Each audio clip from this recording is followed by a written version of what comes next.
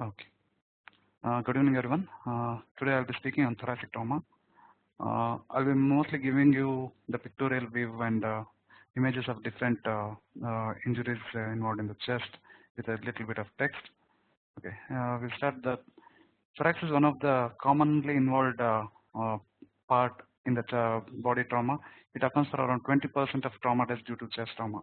And basically, the trauma can be either blunt trauma, impacting a large amount of velocity and thereby energy, and secondly, it could be penetrating trauma.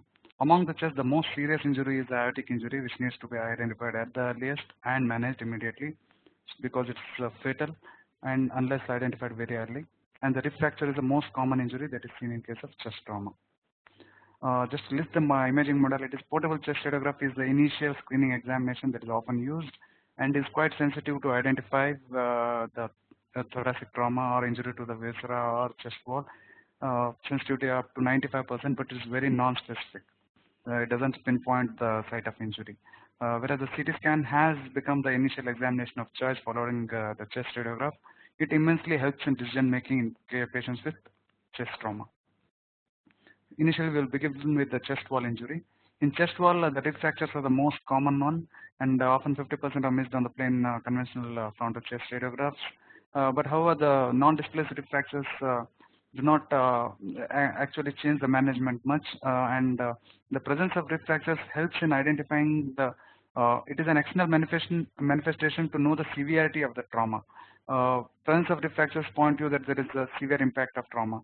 And the presence of, especially the fractures of the upper three ribs implies that there is a severe trauma because these three ribs are protected by musculature, clavicle, and scapula. When these fractures of these ribs are present, it implies that there is severe trauma. And presence of lower ribs are often associated with intra-abdominal injuries and lacerations of the liver, spleen. So these things needs to be looked at. In case of children, especially the presence of rib fractures is less common because of the plastic nature or elastic nature of the ribs. And whenever these are present and when these fractures are of different age and when there are multiple fractures, one should also raise the possibility of non-accidental injuries. Here is an example of a CT scan showing the presence of rib fractures bilaterally. Whenever you look at the rib fractures, you need to identify the number of rib fractures on either side. And one should also look for what is known as specifically the FLAIL chest. That is when there are three or more adjacent rib fractures with segmental fracture, that is fracture at more than one side in a particular rib. And when such adjacent ribs are involved, it is known as the FLAIL chest. Or when these rib fractures are associated with the presence of sternal or costochondral fractures, it identifies as a FLAIL segment. Even the presence of 5 adjacent rib fractures are often considered by some to be a FLAIL segment. It is important to identify this because the FLAIL segment has paradoxical breathing movement. It moves in opposite direction to the rest of the chest wall. And in case of positive pressure ventilation, this may be masked. This needs to be identified because the mortality is very high. That is 10 to 20%. The paradoxical breathing may not be identified on the imaging. It needs to be identified on the clinical examination. But the presence of a FLAIL segment needs to be identified on the imaging and needs to be reported. Here you can see that there are multiple segmental fractures of the adjacent ribs giving rise to a FLAIL segment. This is a 3D deformated images showing you the segmental fractures of 3 adjacent ribs. This is another patient with chest trauma. An axial scan, it's quite difficult to identify what it is, but you can still identify. Whereas the sagittal deformats helps you to identify that there is a sternal fracture.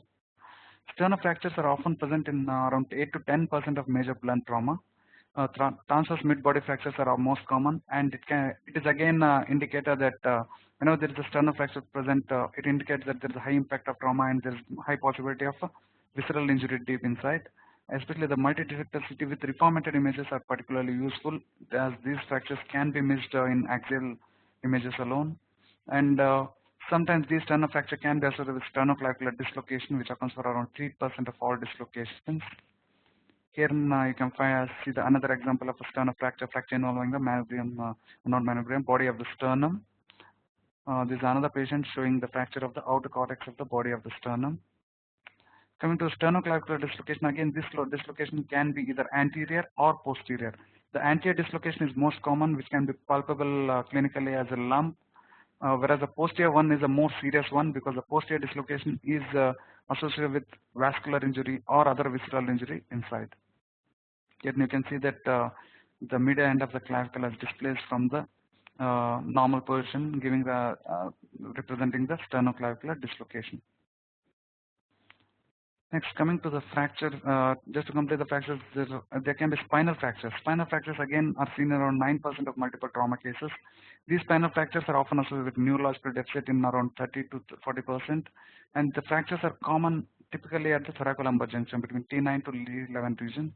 And these fractures can be compression fracture or burst fracture or flexion distraction fracture. And the patients with spinal fracture are often associated with cord injuries, ligamentous injuries, and disc injuries, for which MRI is the more useful. This is a patient with chest trauma, wherein you can find there are superior end plate compression fractures at multiple levels in the thoracic spine. This is another patient who has undergone a chance fracture of the thoracic vertebra here. The MRI shows that there is associated hematoma within the spinal canal and associated cord compression and injury. Again, just to complete the list of fractures, one can have the fractures of the scapula. Scapular fractures are rare but can be present, usually involving the body and the neck of the scapula. These fractures heal by themselves, but again, these fractures can often be missed because one may concentrate more on the deep visceral injury, thereby missing the scapular fractures. But these fractures, when it involves a glenoid or intra-articular extension, needs to be looked specifically. Again, there can be fractures of the clavicle. Here you can see that there is a fracture of the medial end of the clavicle, or there can be fracture of the shafts of the clavicle. As I told you, the trauma can be either penetrating trauma or blunt trauma. In case of penetrating trauma, you can have lacerations of the soft tissues, as we see here. And again, we are associated with this in case of contrast CT. One needs to identify if there is presence of any hematoma or there is active hemorrhage due to vascular injury in the chest wall. If the active hemorrhage is present, it needs to be identified and reported. Apart from hematoma, there can be air within the chest wall. Here you can see that there is a lot of soft tissue emphysema in the chest wall. This can be associated with air in the deep visceral soft tissues like Pneumomediastinum, Pneumothorax, or presence of air in the deep cervical soft tissues. So this is a soft tissue emphysema in the chest wall. These all account for what is known as chest wall injuries. Now coming to the pneumothorax. Pneumothorax is presence of air in the pleural space. In case of trauma, this can be due to pulmonary laceration from a rib fracture, or it can be secondary to rise in the intra-alveolar pressure, thereby rupture and with air in the pleural cavity. The detection of pneumothorax, even small, is important because it increases after positive pressure ventilation. And these pneumothorax can be missed on the conventional chest radiograph, especially when taken in supine position, whereas the upright position can identify much better. And these pneumothoraxes can be, even the smaller ones can be identified better on the CT scan. One which are not seen on chest radiograph as well, which are called as occult pneumothoraxes. This can be small when it is less than 2 cm in thickness or large when it is more than 2 cm. But whenever you see a case of pneumothorax, you should also look for signs of tension pneumothorax. These are various cases showing presence of pneumothorax on the right. Here you again see that there is small pneumothorax at the lung apex. Here again another case with pneumothorax on the right side. As I told you, one should always look for the signs of tension pneumothorax in case of a pneumothorax. Here is a patient with chest radiograph with hypertranslucency on the left, with flattening or even inversion of the diaphragm, with total cardiomediastinum shift to the right, suggesting the possibility of a tension pneumothorax. It needs to be identified because the compression and the pressure effect can impede the venous return and leading to various systemic and complications. Next, coming to the hemothorax, that is blood in the pleural cavity. It can be small amount of blood if it is from the low pressure pulmonary circulation or due to some lung contusion or laceration. But this hemothorax can be life-threatening when there is the bleeding from the large pulmonary vessels or a systemic vessel. And whenever you see a blood or effusion, pleural effusion in a case of chest trauma, you should always characterize the fluid by determining its density and the attenuation value. And report thereby whether it is a simple fluid or a high density fluid suggesting hemothorax. So it should be a routine practice to identify the attenuation value of the fluid in the pleura whenever you see a pleural effusion in the setting of trauma. Here you can see that there is a high density pleural effusion on the right side, suggestive of hemothorax. This is a patient with chest trauma. This is another patient with chest trauma where you can see that there is a large left-sided hemothorax. Coming to the pulmonary contusions. Pulmonary contusions occur in around 75% cases of blunt trauma. Basically, it is presence of hemorrhage within the alveoli and interstitium of the lung associated with some amount of edema, but there is no parenchymal disruption or structural disruption as such. So it is just the presence of edema and the hemorrhage within the alveolar space and the interstitium. These on imaging appear as patchy, ill-defined, non-segmental opacities and consolidation. They are usually present adjacent to the rib, spine, or cardia. They typically appear within 6 hours of injury and start clearing within 3 to 10 days. If there is a opacity which appears after 24 hours and doesn't clear within 3 to 10 days or doesn't start to clear within 3 to 10 days, one should consider alternative diagnosis such as pneumonia or superimposed aspiration, and pulmonary condition is less likely in such patients. These are cases of chest trauma with pulmonary contusions on the left side, here on the bilateral. These are typically ill-defined opacities and consolidations which are non-segmental, and these are suggestive of pulmonary contusions. Next, coming to the pulmonary laceration. Unlike pulmonary contusion, the pulmonary laceration is injury of the lung associated with parenchymal disruption. In case of blunt trauma, this disruption due to shearing force, or it can be directly disrupted secondary to a penetrating trauma. Whenever there is parenchymal disruption, it leads to laceration. And laceration, unlike laceration in solid viscera, because of the elastic recoil nature of the pulmonary parenchyma, the laceration, after laceration, the lung parenchyma tends to recoil, leaving behind an oval or round-shaped cavity. So unlike linear, it is usually round or oval shaped, which later on fills up with blood or air, giving rise to a pulmonary hematoma or a pneumothorax. So unlike the parenchymal contusion, which start clearing within 3 to 10 days, the resolution of the pulmonary laceration takes a longer time and starts resolving only in a period of months. Here you can see that there is a linear opacity and laceration in the anti-aspect of the left lung. Because it has gone through the pleura, it is also given rise to pneumothorax on the left side. These are other cases of pulmonary lacerations on the right, which are filled with blood, air, or even both, giving rise to pneumothorax, pulmonary hematoma, or hematoneumothorax on the right side. These are multiple lacerations on the in the right lung. Next, coming to the injuries of the diaphragm. Diaphragmatic injury is seen in around 0.8 to 5% of thoracic trauma. Usually the left side is more often involved than the right side. The right side is right hemidiaphragm is thought to be more stronger, and also it has a protective effect from the underlying lever.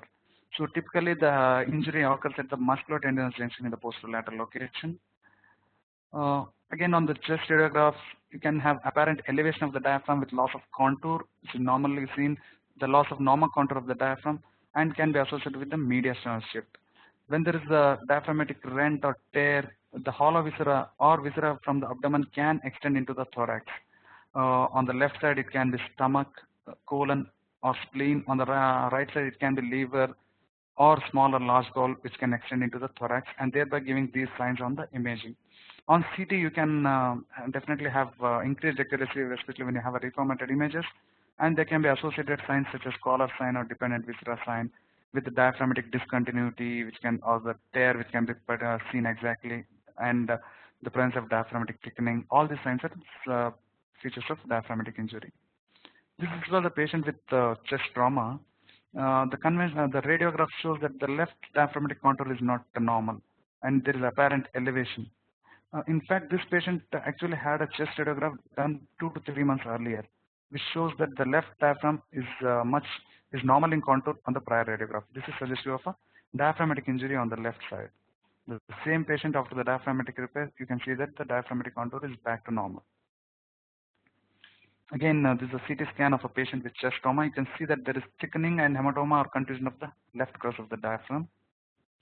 These are the other patients where you can see that there is a definite defect and tear within the diaphragm with herniation of the viscera into the chest cavity. When this viscera or hollow viscera herniates into the chest, you have a waist-like constriction at the site of tear. That is otherwise known as collar sign. This can be seen on the reformatted images here. On the coronal deformats, you can see that there is a waist-like constriction here, and on the sagittal deformats, you can see the waist-like constriction here, which is otherwise known as collar sign. And because the lack of support from the diaphragm in case of diaphragmatic tear or rupture, these viscera can fall back onto the dependent position in the chest, which is otherwise known as dependent viscera sign. These are other cases with the presence of collar sign here with a tear suggesting diaphragmatic injury. Next, coming to the pneumomediastinum. This is presence of air within the mediastinum. This can be seen in around 10% of blunt trauma, and the most of the cases, more than 95% of the cases, the air leaks from the alveolar rupture, which later on tracks through the interstitium into the mediastinum, which is otherwise known as Macklin effect. Only a minority of cases, or less than 5% of the cases, result from rupture of the major airways such as tracheo, bronchium, or esophagus, or the air occasionally can extend from the neck or from abdomen. On imaging, you can find that lucency of air around these vessels, giving rise to ring around the artery, or a tubular sign around the artery, or continuous diaphragm sign. This is a chest radiograph wherein you can see the lucency adjacent the vessels, which is suggestive of pneumomediastinum. Here you can see that the lucency is extending along the bronchovascular interstitium, suggesting interstitial emphysema or Macklin effect, thereby extending into the pneumomediastinum. Here you see that there is presence of large amount of air in both anterior as well as posterior mediastinum, suggestive of pneumomediastinum. Coming to the tracheobronchial injury. Tracheobronchial injury is uncommon and is seen around 1.5% of blunt trauma, but can be detected much better with the help of CT scans. The injury is usually in the around the 90%. It is in the mainstem bronchus and 10% within the trachea, and it involves usually 2 to 2.5 centimeters from the carina. Whenever you see a persistent progressive pneumomediastinum or pneumothorax, which is progressively increasing and is not coming down even with chest tube placement, one should suspect the possibility of a leak from a tracheobronchial injury. You can have what is known as fallen lung sign when there is total bronchial disruption because there is no support for the collapsed lung. It drops down to the dependent position, giving rise to what is known as fallen lung sign. You can actually see the injury of the bronchi occasionally in case of the CT scan. Here you have a bronchial injury. Next, coming to the most important and serious injury in case of chest trauma, that is aortic injury. The most commonly it occurs at the aortic isthmus, that is at the junction of the mobile aortic arch and tethered descending thoracic aorta. This is the most common part involved, followed by which it can also involve the aortic arch, ascending aorta, and descending thoracic aorta on a lesser extent.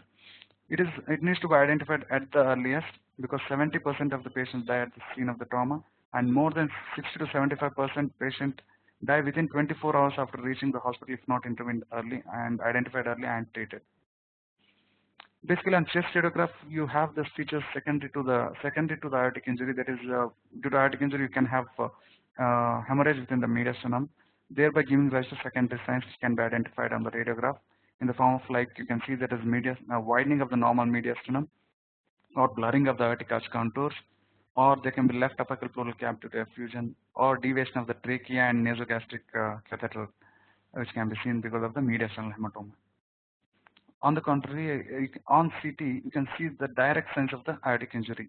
You can see the injury to the thoracic aorta in the form of a pseudoaneurysm, or an aortic intimal tear with a flap, or contour irregularity, or there can be contrast extravasation when there is a frank tear, rupture of the aorta. Along with that, you can also have, you can see the indirect signs much better with the hematoma present around the aorta, periaortic hematoma, or the mediastinal hematoma. The 3D and 2D reformative images especially add to the value of the CT scan. Here you can see that there is injury of the aorta here with a pseudoaneurysm associated with mediastinal hematoma. Here again you find the pseudoaneurysm secondary to the injury of the aorta associated with mediastinal hematoma. Next, coming to the esophagus injury. Esophagus injury in case of blunt trauma is uncommon because the esophagus injury are usually due to iatrogenic, but can occur in case of blunt chest trauma. One should also look for the signs of esophagus injury. Usually one sees when there is a severe injury of the esophagus, there can be air leak from the esophagus into the mediastinum, presence of pneumomediastinum, especially in the left costovertebral angle. Also with the left pleural effusion is sign of esophagus injury that can be seen on the chest X-ray. Whereas on CT you can see that there is air loculi around the esophagus giving rise to periesophageal pneumomediastinum or periesophageal fluid collection. Occasionally there can be oral contrast extravasation giving rise to the suggesting the possibility of esophagus injury. In a minor cases there can be mild esophageal thickening that can be seen. The contrast swallow with water soluble contrast reveals the site of exact injury in case of in around 90% of the case whenever there is esophageal tear. Here you can see that there is presence of pneumomediastinum predominantly in the posterior mediastinum around the esophagus, suggesting the possibility of esophageal injury. Here another case, you have the air loculi and pneumomediastinum in the posterior mediastinum with esophageal thickening, suggesting the possibility of esophageal injury. And to complete the list of injury to the thoracic organs, so there can be injuries to the heart and pericardium in case of blunt trauma. There can be myocardial contusions or valvular injuries, especially when there is a pre-existing cardiac disease. You can have these injuries, especially the myocardial injuries and contusions can present as altered ECG, abnormal ECG with elevated enzymes. Or there can be pericardial injuries with pericardial tears, rents. Sometimes there can be large tear with herniation of the cardia, also can be seen. Herein you can see a case of chest trauma associated with air in the pericardium giving rise to pneumopericardium, very well outlining the cardiac contour. This is another patient with history of chest trauma. You can see that there is a presence of high density fluid within the pericardial effusion, suggesting hemopericardium. There are associated right hemothorax as well in this patient. This is another case with chest trauma. You have a hemopericardium here with hemorrhage in the pericardial cavity. Here you can see that this patient has both blood as well as air within the pericardium, giving rise to hemo as well as pneumopericardium. So this is just to complete the various injuries that you can see in a case of thoracic trauma. Whenever you see a case of thoracic trauma, there is an imaging approach that can be followed, just like ABCs for immediate resuscitation. The A, as I told you, stands for aortic transection or aortic injury, which basically is by far the most serious injury and fatal injury in case of chest trauma. B stands for bronchial tear, thereby airway injury with the persistent pneumomediastinum or pneumothorax. C is for cord injury. These are the most severe injuries that can be seen in the case of chest trauma. And just to complete, D can be for diaphragmatic injury. One should also evaluate for esophageal injuries. One should look for flail chest in case of chest wall. One should look for various gas collections such as pneumomediastinum, pneumothorax, or soft tissue emphysema. One should also look for injuries to the heart and iatrogenic injuries. Thank you.